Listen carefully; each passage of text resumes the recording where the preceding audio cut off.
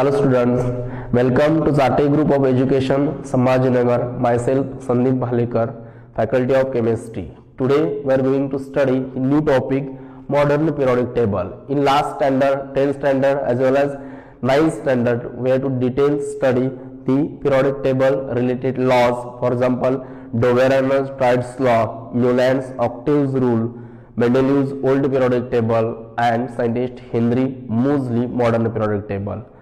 In 10th standard, we have detailed study the related some important elements as well as relationship between electronic configurations and group and periods, and some variations, periodic trends like atomic size, that is the atomic radius, electronegativity, electropositivity in metallic and non-metallic characters, and valencies. In 11th standard, we have to detail study the topic containing some important definitions, then laws, most important laws, Mendeleev's achievements, Mendeleev's limitations, then scientist Henry Moseley's modern periodic table, related groups, related periods, most important relationship between electronic configurations and groups and periods, and then some most important variation, that is the periodic trends. बघा आपण आता या topic मध्ये 11th मध्ये study करणार आहोत important definitions, laws, electronic configurations आणि periodic group, periodic periods यांचा रिलेशनशिप स्टडी करणार आहोत. त्याचबरोबर सम इम्पॉर्टंट व्हेरिएशन्स, या व्हेरिएशन्स मध्ये आपण पिरियडिक ट्रेंड्स प्रॉपर्टीज बघू. त्याच्यामध्ये electronegativity, electropositivity, atomic radius, ionic radius हा डिटेल्स आपण स्टडी करणार आहोत. हा स्टडी करण्या अगोदर आपण फर्स्ट स्टडी करणार आहोत काही इम्पॉर्टंट डेफिनेशन्स की या डेफिनेशन्स आपल्याला पुढे हेल्प करणार आहेत. बघा, we are to already know the some important definitions: matter, atom, elements, then compounds, protons, neutrons, electrons, next atomic number, atomic mass number, isotopes and isobars. तुम्हाला या डेफिनेशन माहिती आहे तरी पण आपण पुन्हा रिवाइज करू. बघा, first matter the anything which has mass and occupies space. असा सबस्टन्स की ज्याला स्वतःचं वेट आहे आणि तो जागा व्यापतो, जागा स्पेस ऑक्युपाइज करू शकतो. बघा, सिंपल एक्झाम्पल आहे, तुम्ही स्टडी करायला बसताय, स्टडी करायला बसल्यानंतर आपण बुक घेतो, बुक त्याला स्वतःचं वेट आहे, तो टेबलवरती ठेवल्यानंतर त्या ठिकाणची स्पेस ऑक्युपाइज करतोय.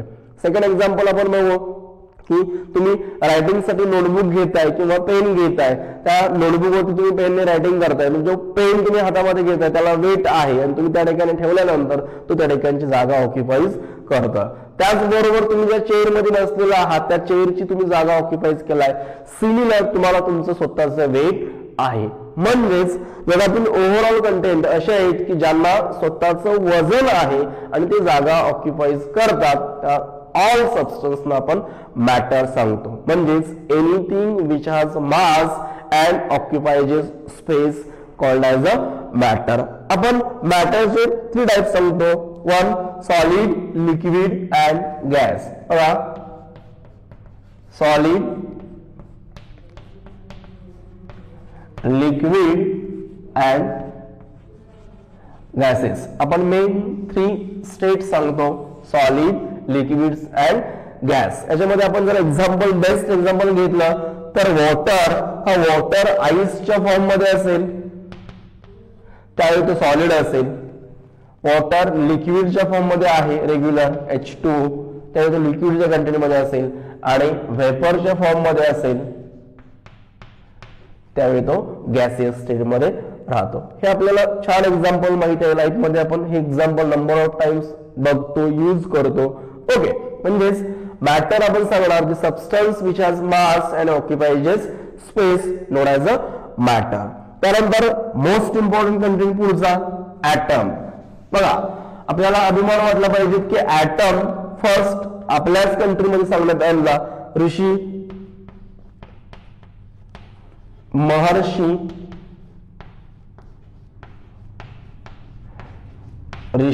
महर्षी कणाद यांनी पहिल्यांदा ऍटम सांगितला बघा. सायंटिस्ट नाही आपण म्हणू शकतो त्यांना, ऋषी आहेत ते, ऋषी महर्षी कणाद यांनी पहिल्यांदा ऍटम सांगितला. आणि name of the atom is परमाणू. त्यांनी त्याचं नेम ठेवलं परमाणू. बघा आपण बोलतो की पदार्थाच्या लहानात लहान कणाला अणू म्हणतात. बघा पदार्थाच्या लहानात लहान कणाला अणू म्हणतात. Similarly scientific definition, it is an smallest indivisible particle. बघा it is an smallest indivisible particle known as a atom. Atom atomic ह्या वर्डच आपण मिनिंग घेतो. इंडिव्हिजिबल अटॉमिक की ज्याचं पुन्हा आपण डिकम्पोजिशन करू शकत नाही, ज्याला पुन्हा आपण तोडू शकत नाहीये, ज्याला आपण ब्रेक करू शकत नाहीये. बघा ऍटम ऋषी महर्षी कणाद यांनी पहिल्यांदा सांगितला, त्याला त्यांनी नेम दिला परमाणू. ओके, पदार्थाच्या लहानात लहान कणाला अणू म्हणतात. त्यालाच आपण आपल्याला सायंटिफिक लँग्वेज मध्ये म्हणतो it is an smallest indivisible particle. It is an smallest indivisible particle. Atomic या वर्डचं मिनिंग घेतो आपण indivisible. Okay, atomic is also known as a indivisible. Then most important जो आपण स्टडी करणार आहोत आपण एलिमेंट्स अँड कंपाऊंड, याचा आपण कंपॅरिझन डिफरन्स म्हणू शकतो. बघा element substance which cannot be decompose by simple chemical processes. कुठल्याही केमिकल प्रोसेसनुसार आपण सबस्टन्स जर डिकम्पोज करू शकत नसेल, ब्रेक करू शकत नसेल, this is called as a elements. Another definition of elements, the substance which is pure and dry. The substance which is pure and dry known as a elements. बघा असे substance की ज्यांना आपण ब्रेक करू शकत नाही, ज्यांना आपण तोडू शकत नाही कुठल्याही केमिकल प्रोसेसनुसार, त्यांना आपण एलिमेंट्स म्हणतो. In case of modern periodic table we are already know total 118 elements. तुम्हाला माहिती आहे मॉडर्न पिरियोडिक टेबल मध्ये आपण 118 एलिमेंट्स स्टडी करतो. त्याच्यामध्ये हायड्रोजन बघा, हिलियम, लिथियम असे नंबर ऑफ एलिमेंट्स आहेत. ओके, तर एलिमेंट्स आपण सांगितलं की substance which cannot be decompose, असे सबस्टन्स की ज्याला आपण ब्रेक करू शकत नाहीये. नेक्स्ट आपण बघा कंपाऊंड्स बघू. मी कंपाऊंड्स आणि एलिमेंट्स तुम्हाला कंपॅरिझन करायला सांगितलं. बघा एलिमेंट्सला आपण डिकम्पोज करू शकत नाहीये, पण कंपाऊंडला आपण डिकम्पोज करू शकतो. म्हणून आपण डेफिनेशन सांगू की substance which can be decompose by simple chemical processes. Simple chemical प्रोसेसनुसार जे सबस्टन्स डिकम्पोज होतात, तुटतात, त्यांना आपण कंपाऊंड्स सांगतो. For example NaCl, second H2O, KCl और H2SO4, Na2CO3 number of compounds आहेत की ज्यांना आपण ब्रेक करू शकतो. बघा the substance which can be decomposed by simple chemical processes known as a compounds. आणि आपण या ठिकाणी म्हणणार the substance which cannot be decomposed by simple chemical processes known as a elements. असे सबस्टन्स की जे सिंपल केमिकल प्रोसेसने तुटत नाहीयेत, ब्रेक होत नाही, त्यांना आपण एलिमेंट्स म्हणतो. आणि असे सबस्टन्स की सिंपल केमिकल प्रोसेसनुसार तुम्ही त्यांना ब्रेक करू शकता, तोडू शकता, this is called as a compounds. Okay, त्यानंतर आपल्याला नेक्स्ट एक्झाम्पल बघायचे आहे, नेक्स्ट डेफिनेशन बघायचे आहेत. Protons, neutrons and electrons. बघा पुढचे आपण मोस्ट इम्पॉर्टंट डेफिनेशन स्टडी करणार आहोत. Proton, neutrons and electrons. आपण ऍटम मध्ये सांगितलं की it is an smallest indivisible particle. आपण ऍटमला ब्रेक करू शकत नाही, डिवाइड करू शकत नाहीये, पण आपण स्टडी करतो ऍटमचे मेन 3 पार्ट सांगतो. Protons, neutrons and electrons. बघा तुम्ही कन्सिडर करा की जर हा ऍटम आहे तर त्याच्या सेंटरला आपण न्यूक्लियस म्हणतोय. बघा ऍटमच्या सेंटरला आपण न्यूक्लियस सांगतो आणि न्यूक्लियस मध्ये प्रोटॉन आणि न्यूट्रॉन्स प्रेझेंट असतात, तर इलेक्ट्रॉन्स बाहेरच्या ऑर्बिट मध्ये फिरत राहतात, बॅलन्स शेल मध्ये फिरतात। याच्यावरून आपण प्रोटॉन सांगतो it is an positively charge particles. बघा protons it is an positively charge particles present centre of the atom or nucleus. बघा तुम्ही प्रोटॉनला सांगणार the positively charge particles present centre of the atom or nucleus known as a protons and it is represented by symbol P. आपण symbol P ने proton दाखवतो। Next neutrons. बघा neutron सुद्धा एटमच्या सेंटर मध्ये प्रेझेंट आहेत, न्यूक्लियस मध्ये present आहेत। आपण न्यूट्रॉनला सांगू the chargeless particles.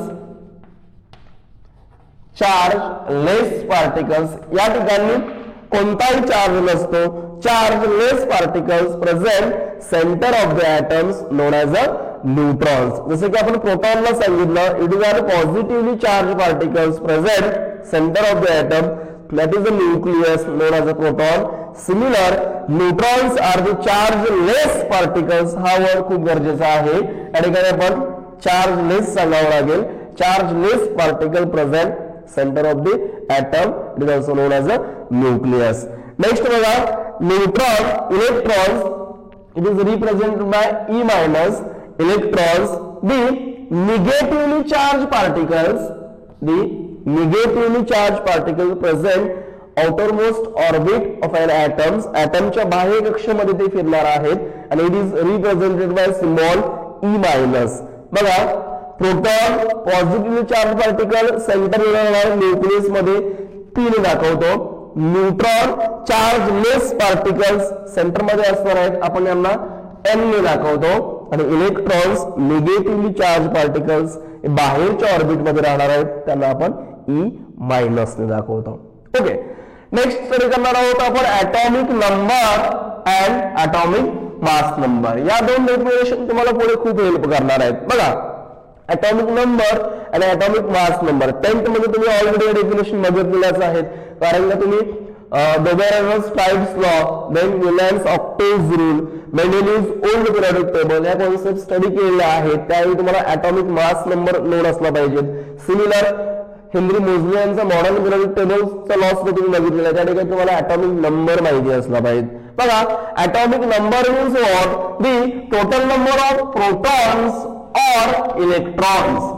The total number of protons or electrons called as the atomic number and it is represented by symbol Z। आपण symbol Z ने त्यांना represent करतो। बघा the total number of protons or electrons called as the atomic number and it is represented by symbol Z।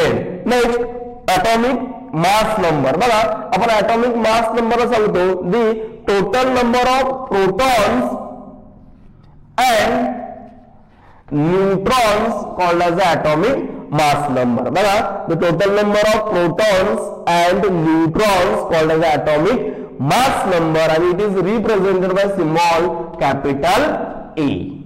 बघा आपण थोडक्यात दोघांचं comparison करू। atomic number the total number of protons or electrons called as the atomic number represented by symbol Z आणि या ठिकाणी atomic mass number total number of protons and neutrons, इथं total number of protons or electrons बोललो होतो, या ठिकाणी total number of protons and neutrons known as the atomic mass number and represented by symbol A। समजा तुम्हाला एखादा elements represent करायचा असेल तर आपण एलिमेंट्स x मानतो, ॲटॉमिक नंबर आपण या ठिकाणी Z ने दाखवतो आणि ॲटॉमिक मास नंबर या ठिकाणी आपण A ने दाखवतो। म्हणजे तुम्हाला एखादा एलिमेंट्स रिप्रेझेंट करायचं असेल तर आपण अशा प्रकारे रिप्रेझेंट करतो x element, Z atomic number, A atomic mass number. For example आपल्याला कार्बन दाखवायचं असेल तर बघा carbon 6 atomic number and 12 atomic mass number. अशा प्रकारे तुम्ही एलिमेंट्स रिप्रेझेंट करू शकता। Carbon 6 atomic number and 12 atomic mass number. Okay बघा आपण दोन डेफिनेशन स्टडी केल्या, एक atomic number and atomic mass number.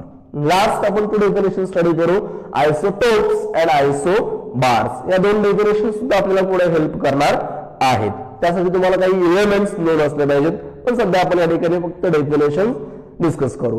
Isotopes be same elements having same atomic number but different atomic mass number. बघा मध्ये असे काही एलिमेंट्स आहेत. Carbon atomic number 6 but two different carbon atoms, carbon 12 and carbon 14. बघा carbon याचा atomic number 6 आहे पण त्याचे दोन पार्ट मिळतात आपल्याला. एक कार्बन 12 याचा atomic number 12 आहे आणि सेकंड कार्बन 14 याचा atomic number 14 आहे. म्हणजेच या दोघांच्या मध्ये प्रोटॉन सेम आहेत 6 पण न्यूट्रॉनची संख्या बदलते. या ठिकाणी प्रोटॉन 6 आहेत, या ठिकाणी सुद्धा प्रोटॉन 6 आहेत पण या ठिकाणी न्यूट्रॉन्स इन्क्रीज झाले. त्या ठिकाणी न्यूट्रॉन 6 राहतात, या ठिकाणी न्यूट्रॉन्स 8 राहतात. म्हणजेच both having same atomic number but different atomic mass number, that is different neutrons, known as the isotopes. कारण आपण atomic mass मध्ये सांगितलं total number of protons and neutrons known as the atomic mass number. म्हणजेच या ठिकाणी कार्बनचा atomic number दोघांचाही सेमच आहे 6 पण चेंज झाला फक्त atomic mass number 12.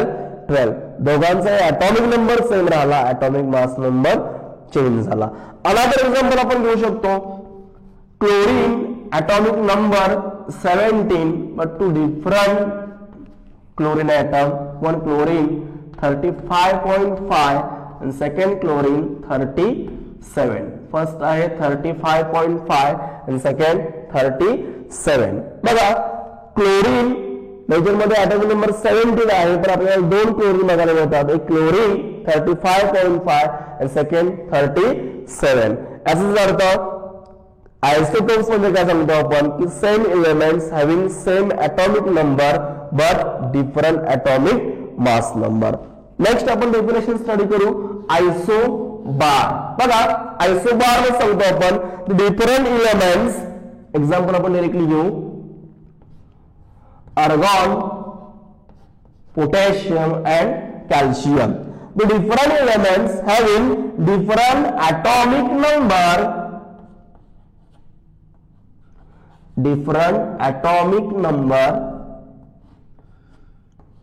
but same atomic mass number.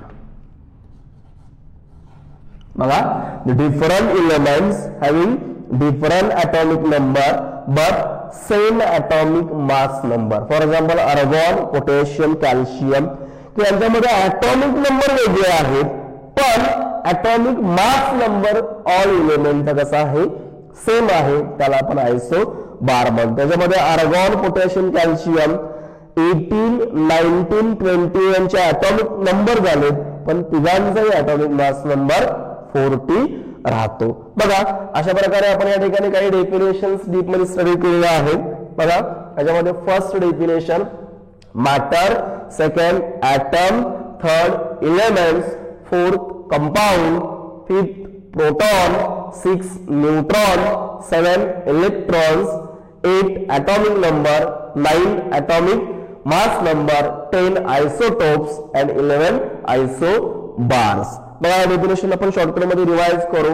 First matter the substance which has mass and occupies space. असा सबस्टन्स ज्याला स्वतःचं वजन आहे आणि जागा ऑक्युपाइज करतो त्याला आपण मॅटर म्हटलं.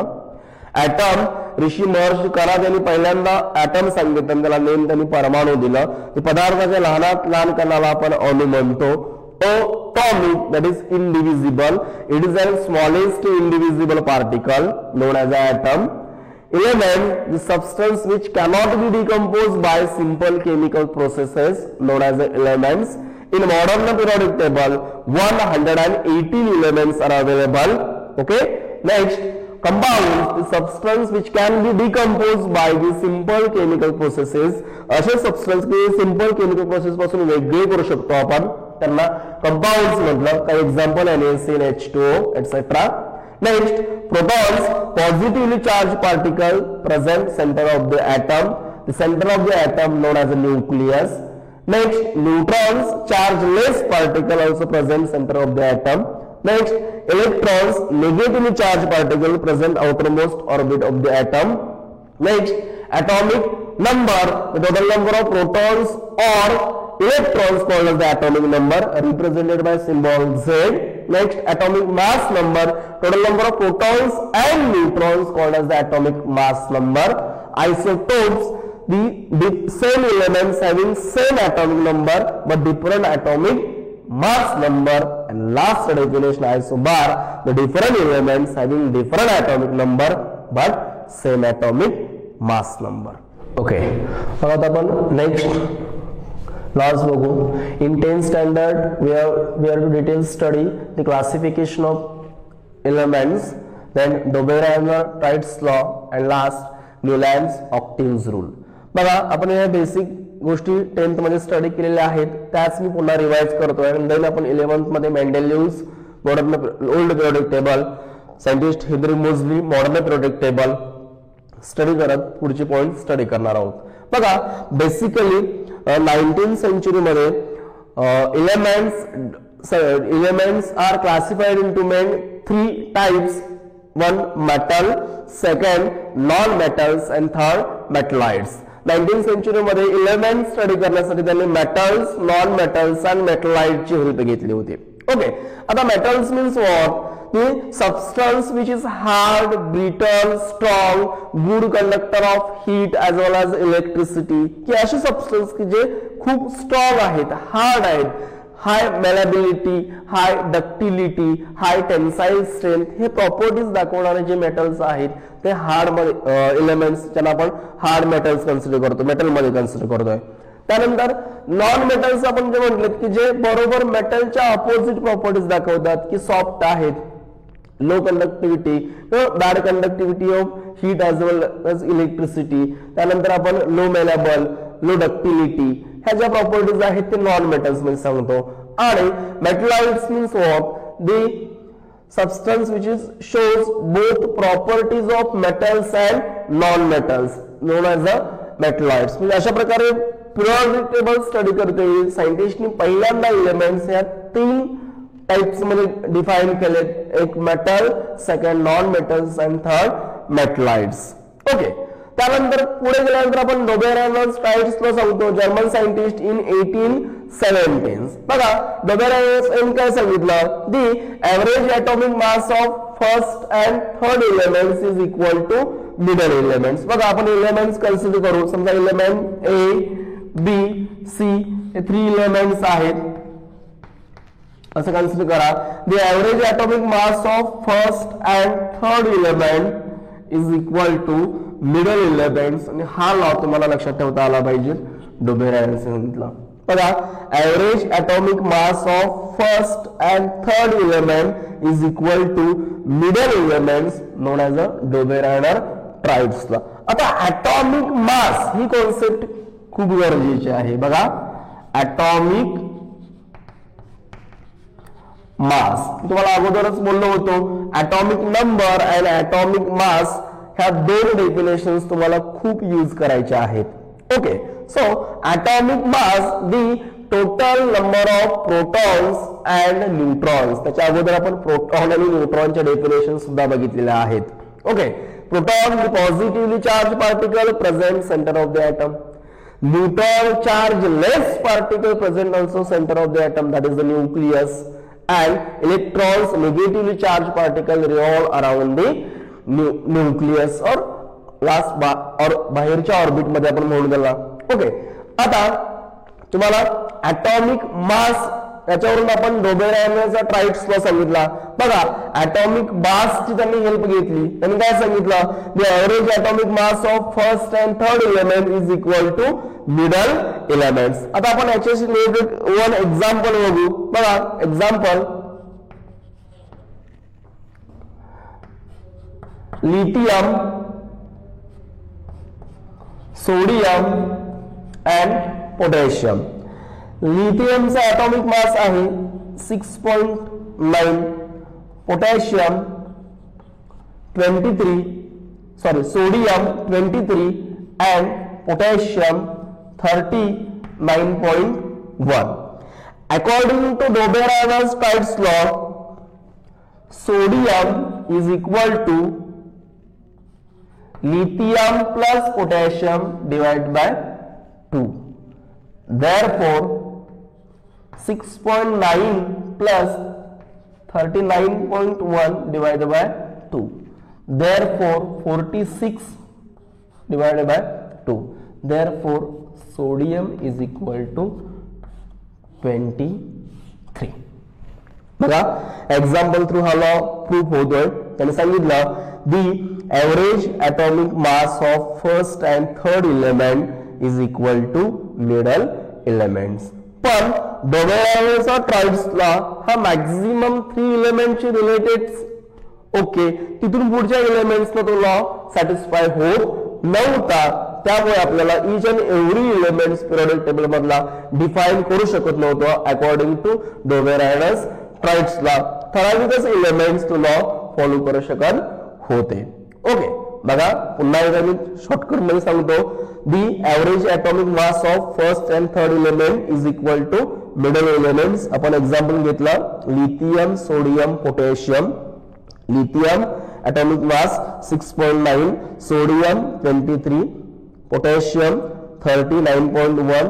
According to Doberan-Wright's law, lithium plus potassium divided by 2 is equal to sodium आणि याचा atomic mass आपल्याला 23 मिळालेला आहे. ओके, नेक्स्ट सायंटिस्ट आहेत बघा Newlands octaves rule. Newlands law of octaves English chemistry scientist आहेत ते. त्यांनी 1866 ला रूल सांगितला. The elements are arranged in their increasing atomic mass. The physical and chemical properties of eighth element is similar to first elements. बघा आपण elements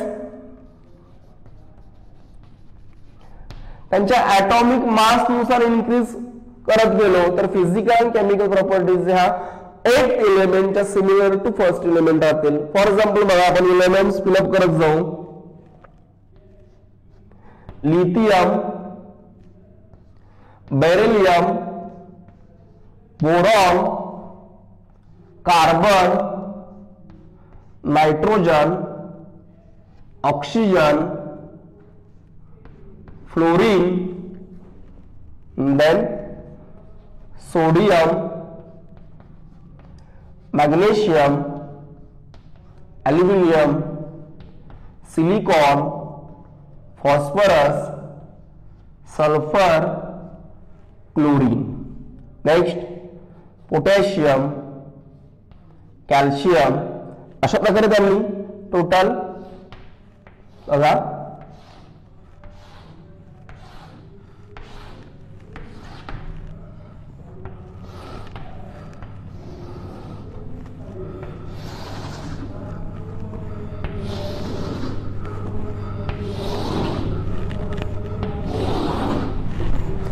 1, 2, 3, 4, 5, 6, 7 and 8. Total 7 musical आपण म्हणू त्यांना सा रे गा मा पा ध नी. या रूल नुसार आपण त्यांनी एक टोटल 7 कॉलम सांगितलेले. याच्यामध्ये टोटल त्यांनी बघा 1, 2, 3, 4, 5, 6, 7 and then 8. म्हणजेच the physical and chemical properties of first element is similar to 8th element. अशी त्यांनी first 20 elements related to calcium पर्यंतचे एलिमेंट्स त्यांनी सांगितले. पण तिथून पुढचे एलिमेंट्स त्यांना सांगता येत नव्हते. म्हणजे न्यूलँडचा ऑक्टेव्स रूल काय सांगतोय? दी elements are arranged in their increasing atomic number. The physical and chemical properties of eighth element is similar to first. आणि अशा प्रकारे आपण मॉडर्न पिरियोडिक टेबल मध्ये स्टडी करायला गेलो तर लिथियम नंतरचा नंबर हा सोडियमच आहे, सोडियम नंतरचा नंबर हा पोटॅशियमच आहे. पण त्यांनी कॅल्शियम पर्यंतचे मेंबर व्यवस्थित फिलअप करून दाखवले. तिथून पुढचे एलिमेंट्स त्यांना डिटेल्स फिलअप करता येत नव्हते आणि ह्याच त्यांच्या लिमिटेशन्स ठरल्या होत्या. सिमिलर त्यांना नोबेल गॅसेस सुद्धा सांगता येत नव्हते. त्यांना आपण इनर्ट गॅसेस म्हणतोय. हेलियम, निऑन, आर्गॉन, क्रिप्टॉन हे एलिमेंट्स सुद्धा न्यूलँड्स यांना सांगता येत नव्हते. ओके, अशा प्रकारे आपण 10th मध्ये त्या दोन कॉन्सेप्ट डीप मध्ये स्टडी केलेल्या आहेतच. प्लस क्लासिफिकेशन ऑफ एलिमेंट्स आपण मेटल्स, नॉन मेटल्स आणि मेटलाइट्स नुसार डिफाइन केलेले आहेत. सिमिलर डोबेरायनस ट्राइब्स वर स्टडी केलेला आहे. एज वेल एज न्यूलँड्स ऑक्टेव्स रूल सुद्धा आपण स्टडी केलेला आहे.